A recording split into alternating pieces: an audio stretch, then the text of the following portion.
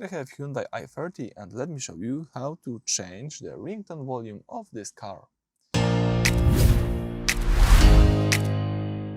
So at the very beginning, let's start by using the home screen, then let's use the setup button. Afterwards, from the following menu, choose here sound. From sound, let's scroll down to choose the driving guidance. Now let's select here the guidance volume, the first option, and here, if you scroll down, you should see the ringtone. If you would like to increase the ringtone volume, let's use the plus button. If you would like to decrease it, let's use the minus button. 15 is the default. You can even use really quiet one or really loud. Now let me leave it on 15 as it was in the default settings. Alright, so that's it. Thank you for watching. Please subscribe to our channel and leave thumbs up.